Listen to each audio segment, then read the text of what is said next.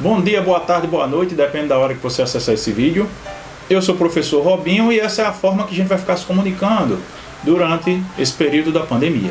Essa aula não é exclusiva para os alunos da Escola Invictus. Você que estava aí no canal da Kéfera, no canal do Felipe Neto, vendo informações sobre o Big Brother, por um acaso caiu aqui, certo? Continua assistindo nossa aula. Você que é pai de aluno, também convido você a assistir nossa aula. Você que é aluno de outra escola e quer apenas trocar informações, convido você também para assistir nossa aula. Agora, para os alunos da Escola Invictus, nosso conteúdo exclusivo está na plataforma, não deixe de acessar. Lá você vai ter nossos exercícios, que a gente já está preparando, e também avaliações. Bom, pessoal do terceiro ano, aqui a gente começa a nossa aula zero. Não teremos conteúdos novos agora. Agora a gente vai revisar um pouco do que foi visto em sala de aula, certo? A gente começou o ano vendo eletrostática. A gente vai estudar inicialmente o átomo para entender como é que se comporta um corpo com relação às suas cargas elétricas. Mas para falar de átomo, a gente tem que escolher um dos modelos atômicos.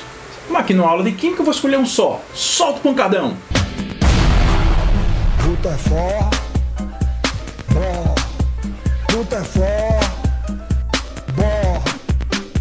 Bom, o átomo escolhido, como vocês puderam ver, é o átomo de Rutherford Bohr, que eu já falei para vocês, são dois cientistas. Fala aí, Ariano. Todos vocês sabem que existem dois físicos, acho que alemães todos dois, um chamado Bohr e o outro chamado Rutherford, né? Então, nesse átomo você tem o núcleo, onde você tem os prótons e os nêutrons, e orbitando ao redor as menores partículas de um átomo, os fios de cabelo de um átomo, que são os elétrons, as partículas desprezíveis. Todo átomo tende a ser eletricamente neutro. O que é um átomo eletricamente neutro? É aquele cujo número de prótons é igual ao número de elétrons. Veja que os nêutrons são neutros e não influenciam em nada, então a gente vai até esquecer deles. Então foi atribuído o sinal positivo para a carga de um próton e o sinal negativo para a carga de um elétron. A carga elementar, que é representada pela letra E, é a carga de um elétron, a carga elétrica contida em um elétron. Essa carga elétrica é uma grandeza física e a sua unidade é uma homenagem a um daqueles cientistas lá que a gente já falou. No caso aqui, Coulomb. Então a carga elétrica ela é dada em Coulomb e você tem um valor aí na sua tela para a carga elétrica de um elétron. Ela assume o valor negativo se você estiver trabalhando com um elétron, ela assume o valor positivo se você estiver lidando com um próton. Então a partir do momento que o átomo ganha ou perde elétrons, ele adquire carga elétrica e com isso vai o corpo aí também junto, porque a gente sabe que o corpo é formado de vários átomos. Inicialmente dá aquele baque, porque a gente usa o sinal negativo para perdas, não é isso? Eu tive uma perda muito grande. Por sinal, a dica do português, você teve uma perda. Se você acha que teve uma perca, você teve duas, que a língua portuguesa foi junto.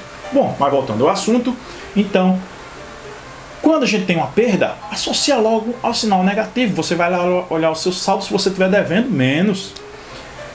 Mas no caso aqui da química, ou melhor, da aula de física, se você perde, fica positivo. Por quê? Você está diminuindo o número de elétrons que são negativos e o número de prótons fica maior. Então o átomo que perde elétrons ele fica positivo e o átomo que ganha fica negativo. Esse ganho e perde é sempre de elétrons. Porque no núcleo a gente não vai mexer agora. Até lembrando um político dos anos 90, o núcleo é imexível aqui pra gente. A gente não mexe no núcleo. Então se o átomo tiver 12 prótons, ele vai morrer com 12 prótons. A gente só vai olhar a variação do número de elétrons. Sempre lembrando para vocês. O átomo perde ou ganha elétrons. Pronto, professor. E os nêutrons? Nêutron não conta, um povo que não conta nada. Sabe? É tipo assim, é ex-namorado, é aquele primo distante, é um povo que não conta. Sabe? Então a gente vai mexer nos elétrons, sempre lembrando, eletrostática, eletricidade. Tem um monte de dica aí para vocês que diz que você só mexe com os elétrons. Então esqueça a carga positiva, é só carga negativa. Mas professor, e quando é que um átomo fica positivo? Quando ele perde elétrons, porque aí os prótons prevalecem. Então são os elétrons que ditam se o átomo fica com carga elétrica, na verdade. O átomo entenda aí o corpo também, porque o corpo é formado de vários átomos. Vamos ver alguns princípios da eletrostática. O princípio da conservação da carga elétrica. Se você tem corpo A, digamos que tem 3 cargas elétricas negativas e tem um corpo B neutro, se você juntar os dois corpos, continuam com as 3 cargas elétricas negativas, porque os 2 corpos juntos formam agora o sistema fechado. A atração e repulsão é aquela velha cantada que só funciona na física. Ah, eu gosto de rock, eu gosto de breve, eu gosto de coca, eu gosto de Pepsi, eu gosto de Flamengo e você é Vasco. Não se junte, não vai dar certo. Porque os opostos só se atraem na física. E aí é que entra esse princípio. Cargas de sinais opostos se atraem e cargas de mesmo sinal se repelem, se afastam. Corpos condutores e corpos isolantes. Isolantes são aqueles que as cargas elétricas não se movem com facilidade. E um corpo condutor. Os melhores condutores são os metais, porque os metais possuem elétrons livres. Professor, o que é elétron livre? Pelo amor de Deus, eu não sei.